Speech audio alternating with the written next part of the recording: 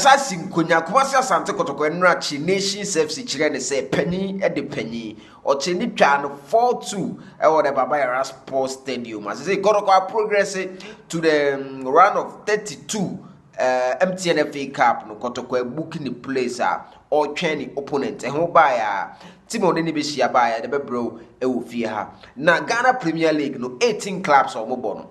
They've been informed, say, including Kumasi Asante Kotoko, the headline sponsor no is only interested view into pulling out, which is Betpawa.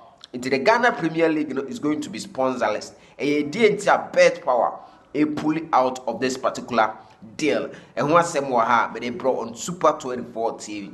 The under 20, the under 17 World Cup, Koso. Yes, now Africa representative and Mali. And Ankoi France HSA 2-1 into Zeno. You the finalist no Germany in France and they final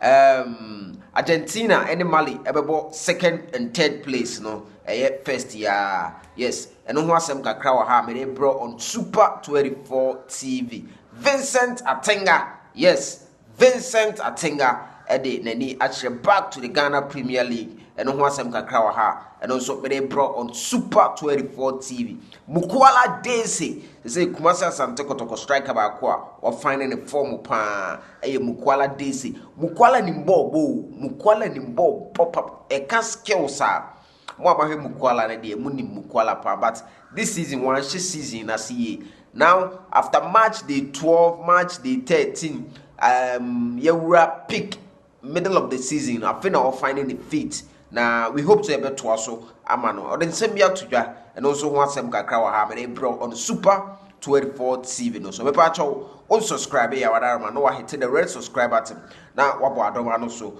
na ya build the family do together so to my follow social media handle no so Super 24 TV and Instagram Kumasi Blogman.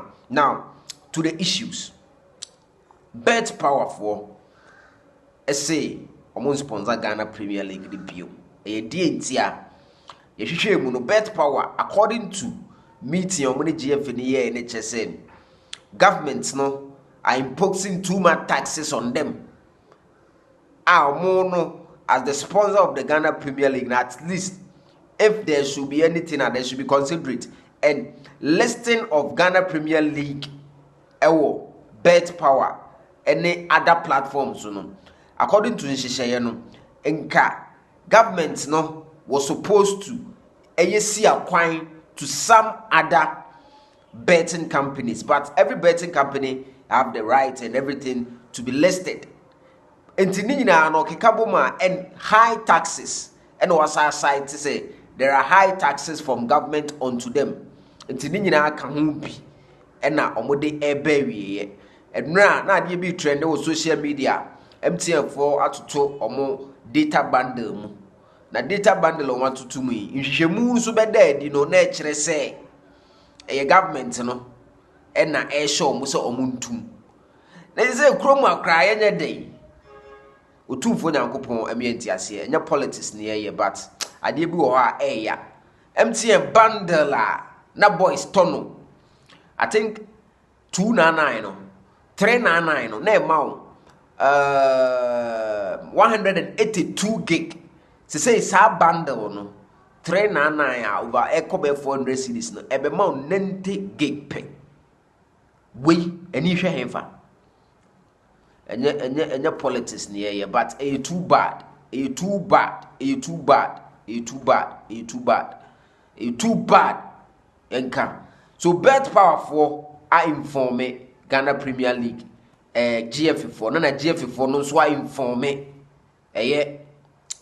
clubs this is a Betpawa deal na dey atonsu dey no emunchire mu dey be sa about bia na ye dey bro Super 24 TV Vincent Atinga Asante ama baby any good stars munim Vincent Atinga last season oboma media ma but the contract ne be wie na free no person dey na ni kire Jordan amfa nti mpanyifo kan simbi say we den ai fie ni fie ti wasaba fie oba fie ni ba bia ni wasan 1.5 years na 1.5 years no it is subjected to a renewal of 1 year.